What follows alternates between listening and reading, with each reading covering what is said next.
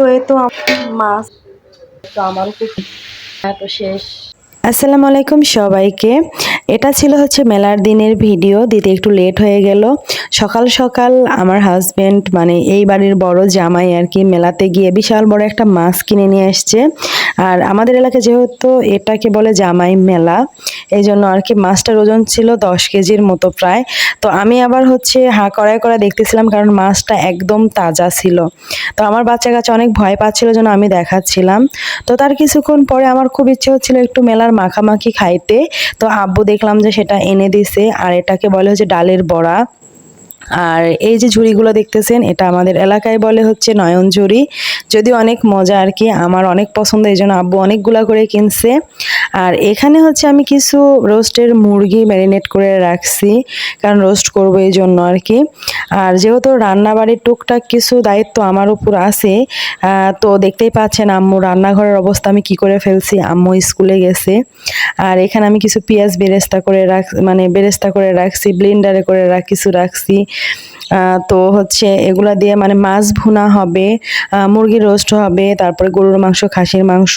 আর এখানে একটু দেশি মুরগি আছে একটা আমার ফুপির জন্য, কারণ ফুপি গরু খাসি কিছুই খায় না। এখানে অনেকগুলা পেঁয়াজ কাটা রাখা হয়েছে।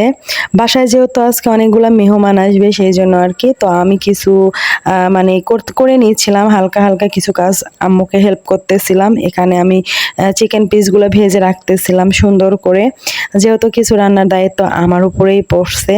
তো এখানে কিছু লিচু ছিল, আগের দিনের লিচুর মতো অতটা মানে ভালো লাগতেছে না। গত বছর যতটা লিচু মানে খাওয়া হয়েছে বা যত বড় বড় লিচু ছিল, এবার বাজারে মানে ততটা ভালো লিচু উঠে নাই। তো এই জন্য কিছু কেনা হয়েছে।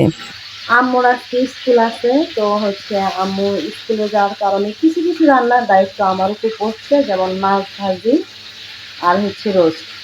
আর আম্মু এসে হচ্ছে গরুর মাংস রান্না করবে, খাসির মাংস রান্না করবে আর পোলাও করবে। তো আম্মু আসা আগ পর্যন্ত আমি কিছু কিছু রান্নাগুলো একটু করে নিই।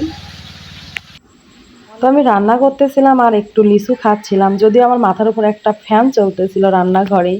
তবে এত পরিমাণে গরম ছিল, বাপরে বাপ, কি আর বলবো। আমি তো ঘেমে পুরো অবস্থা খারাপ আমার, আর খালি বলতেছিলাম আম্মু কখন আসবে। তো এই তো এদিকে আমার হচ্ছে রোস্ট রান্নাটা শেষ হয়ে গেছে। যাই হোক, ভালোভাবে তো একটা দায়িত্ব অন্তত পালন করতে পারছি।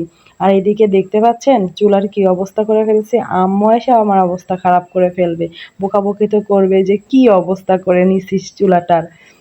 তো এদিকে এই যে মাছ ভুনা চলতেছিল, মাছের কড়াইয়ের ঢাকনা খুঁজে পাচ্ছিলাম না, এই জন্য আমি কি একটা ঢাকনা দিয়ে রাখছি। তো এগুলো দেখলেই তো আম্মু হাসবে। আর এদিকে হচ্ছে পোলার চালগুলো ধুয়ে রাখা হয়েছে। আর এদিকে আমার অবস্থা পুরো খারাপ, ঘামায় তো শেষ রান্না করতে এসে। এখন মুখের জ্বালানি মানে জ্বালা পড়া শুরু হয়ে গেছে ঘামাইতে ঘামাইতে।